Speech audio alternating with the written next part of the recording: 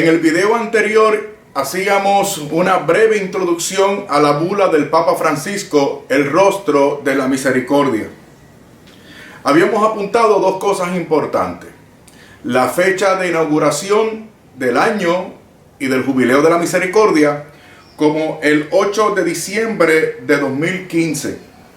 Esa fecha o ese día es importante, habíamos dicho, por dos razones. Primero, porque es el día de la fiesta de la Inmaculada Concepción y ya comenzamos aquí a ver una manifestación gloriosa de la misericordia de Dios, que le hace un gran favor a la Virgen por los méritos de Jesucristo, preservándola del pecado original por los méritos del Señor Jesús. Ya vemos aquí la intervención divina poniendo remedio al pecado y a las miserias humanas, y ya esto por sí sería un signo de la misericordia de Dios. Otro dato importante es que esta fecha del 8 de diciembre marca el 50º aniversario de la clausura del Concilio Vaticano II. Y esto era importante porque, como había dicho ya y había anticipado el Papa que inauguró el Concilio Vaticano II, me refiero a San Juan XXIII, y al Papa que le tocó la clausura de ese concilio, me refiero al Beato Pablo VI, ellos habían señalado que la tendencia clara, indubitable, que quiere marcar el concilio es esa nueva, entre comillas, nueva religión de la misericordia de Dios, que prefiere abordar los problemas y la visión del ser humano y de la iglesia desde la óptica del amor y la misericordia de Dios, antes que verlo desde la óptica de la severidad divina. Es decir, la misericordia sobre la justicia retributiva. En este video deseo marcar algo importante, y es que el mismo Papa en esta bula hace referencia al Antiguo Testamento y al Nuevo Testamento también, por supuesto, pero en cuanto al Antiguo Testamento, el Papa enfatiza mucho los salmos. Los salmos que podríamos llamar los salmos de la misericordia de Dios.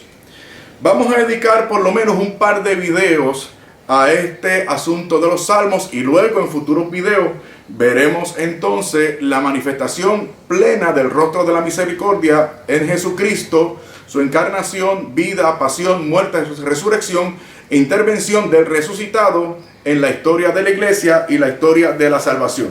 Por ahora vamos a hacer énfasis al Salmo 103, al cual el Papa señala en el número 6 de su bula.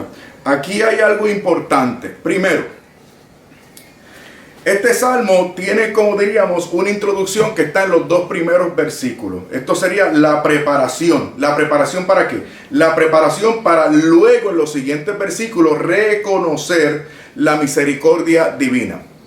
¿Cuál sería esa preparación? Leamos los dos primeros versículos. Bendice al Señor, alma mía. Bendice al Señor, ¿qué cosa? Alma mía. Alabe todo mi ser su santo nombre.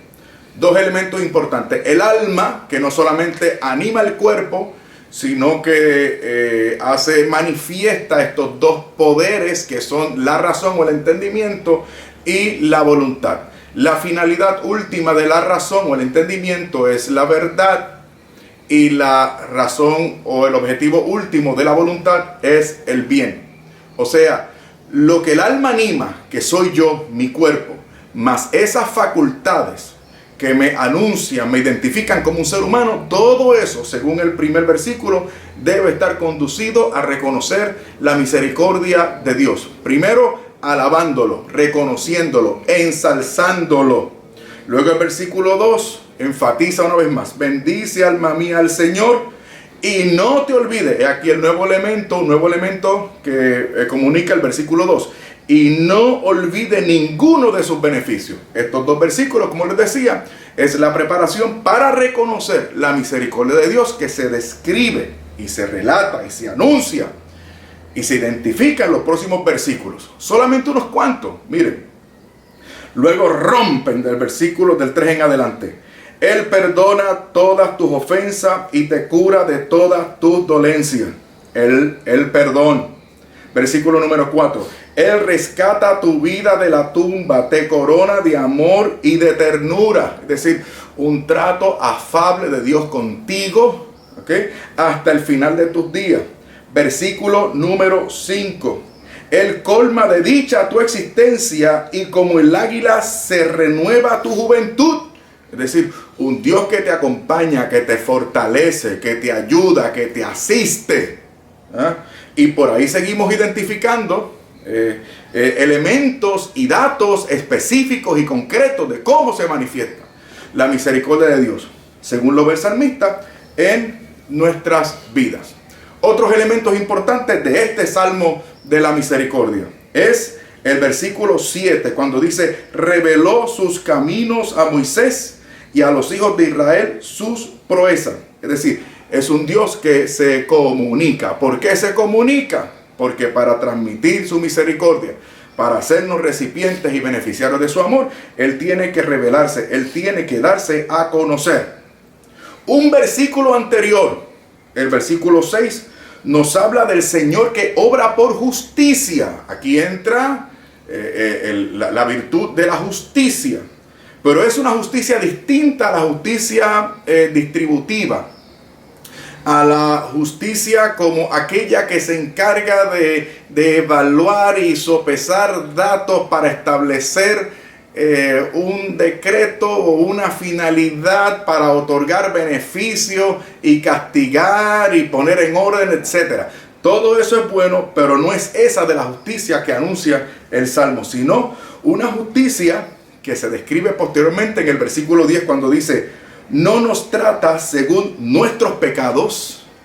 Interesante. Es una justicia distinta. Es una justicia según Él. Es una justicia que lo tiene a Él como criterio de autoridad. No una escuela filosófica, no una doctrina moral o ética, sino a Dios mismo, su amor. No nos trata, repito el versículo 10, no nos trata según nuestros pecados, ni nos paga según nuestras ofensas. Porque la justicia de Dios no es igual a la justicia de los hombres. Bien.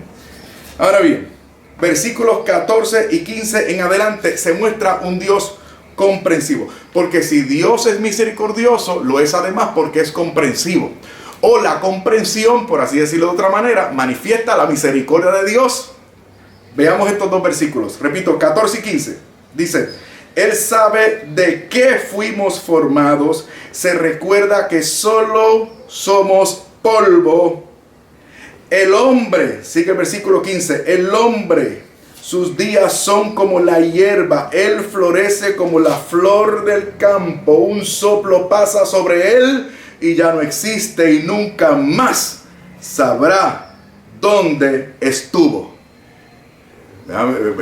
¿Me entienden?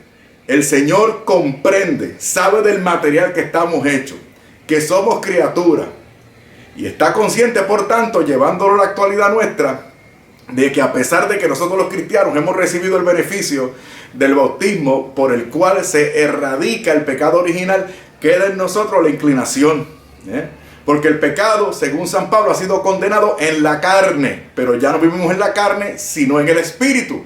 Pero esa tendencia la tenemos todavía, y Dios está al tanto de eso, y Él nos comprende. Por eso el salmista en el Salmo 51, cuando pide la comprensión de Dios para que éste le perdone, ¿qué dice? En pecado mira que en pecado me concibió mi madre.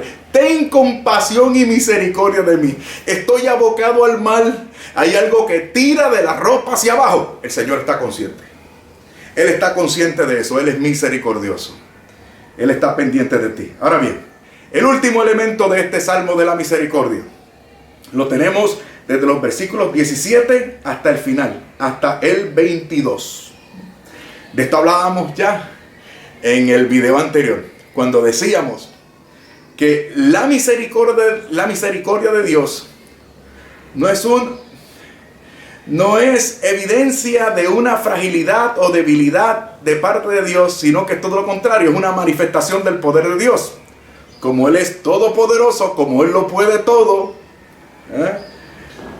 como Él es capaz de todo, como para Él no hay nada imposible, porque Él es Dios, Él lo sabe todo y nos comprende, Él es todopoderoso, puede tener misericordia de nosotros. Y Él decidió salir de sí mismo para que su corazón, el de Él, se identificara con nuestras miserias. Y ahí aparece esa manifestación del amor de Dios que conocemos como la misericordia. Y aquí en estos versículos, si ustedes lo leen, recuerden, el Salmo 103, los versículos del 17 al 22, aparece el poder de Dios. El poder de Dios nos asiste y nos garantiza esa gran manifestación del amor de Dios para nuestro beneficio, que es su misericordia, por la cual nos perdona y nos reconciliamos con Él, y nos reconcilia con Él. ¿Y cómo concluye el Salmo? ¿Cómo comenzó? Bendice, alma mía, al Señor. ¿Cómo debe concluir nuestro examen de conciencia? ¿Cómo debe concluir al final de cuentas nuestra vida? Con una acción de gracia, alabando, elevando nuestra alma para bendecir y glorificar el nombre del Señor, porque ha sido bueno por nosotros, ha sido bueno con nosotros, no porque lo merezcamos, no por nuestros méritos, sino por pura gracia, porque Él lo quiso. Él no puede hacer otra cosa, porque Él es amor. Pendientes y suscríbanse, abajo, comentarios, y suscríbanse a nuestro canal, que tenemos muchas cosas más, muchas sorpresas agradables, mucha palabra de Dios, mucha formación, mucha edificación espiritual. Ya verán, pendientes, pero se tienen que suscribir y corran la voz. Gracias por escucharme. Dios les bendiga.